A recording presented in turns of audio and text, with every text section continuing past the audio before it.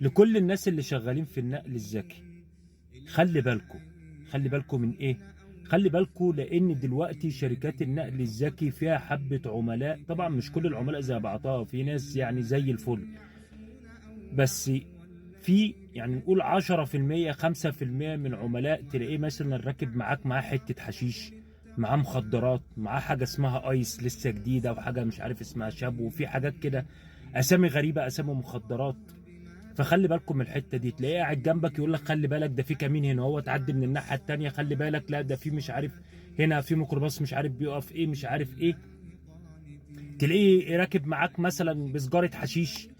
خلي بالكم يا جماعه من الناس ديت، لان الناس دي تحبس لما تشك في واحد، او مثلا يعني ايه يبقى سلوكه مريب، نزله من عربيتك وخلي بالك منه. تحياتي للجميع.